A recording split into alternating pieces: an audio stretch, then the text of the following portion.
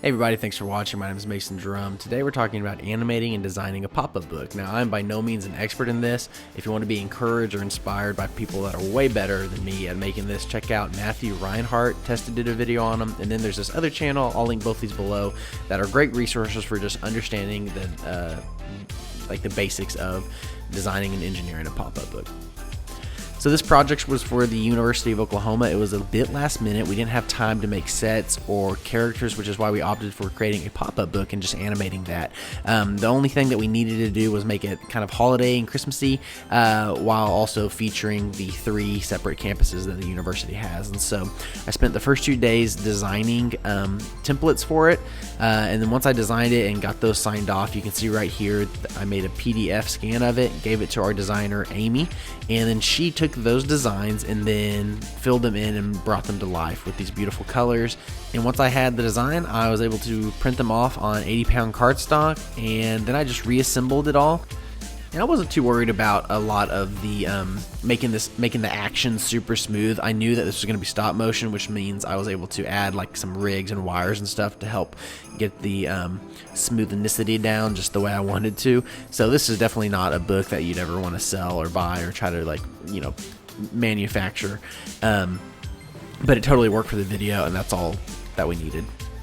So what you're looking at right now is a time lapse of the 2-day animation process. Got it all done in that amount of time, which I was kind of surprised by. Really, the bulk of the work and the bulk of the time put into the project was painting out all these wires. And because I was on such a time crunch, I wasn't able to devote as much attention and detail and love to the wire removal process, which is kind of a bummer because I think you can kind of tell, especially if you are, pixel peeping a little bit. That's okay.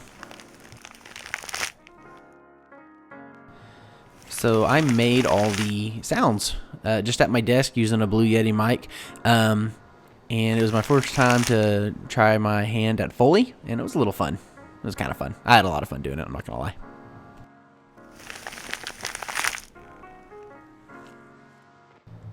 So in the finished video, you'll see a package that starts spinning really rapidly as it tears off all the wrapping paper, and that concept was 100% inspired by Anthony Scott. This video right here, he did a piece for Gumby where, now this was all clay, I think it was clay, but this was all done in camera, none of that CGI, and it was just gorgeous. And here's kind of a behind the scenes you can see of it.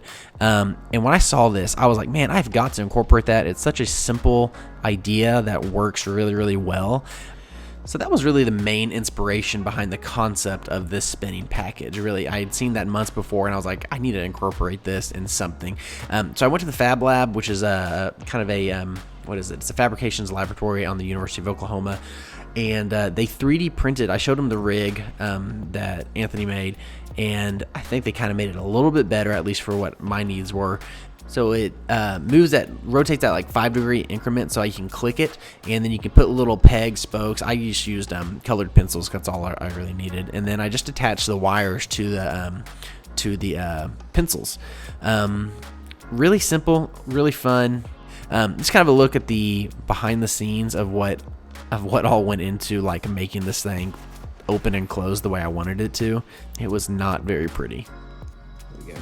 So as I was animating the page turns, it's just a magnet.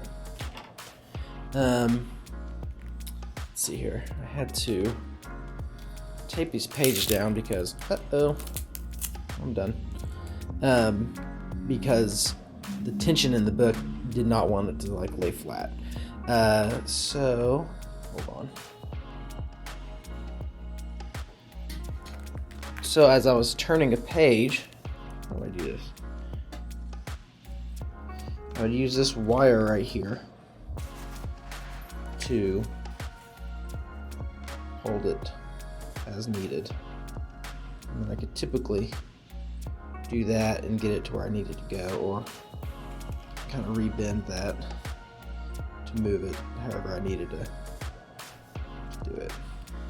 Anyway, thanks for watching, guys. I had a lot of fun making it. 2.5 weeks. Pretty proud of it for how little time we had to get it done, and it turned out relatively well. So anyway, thanks for watching the video. Like, subscribe, all that jazz, and I will see you later.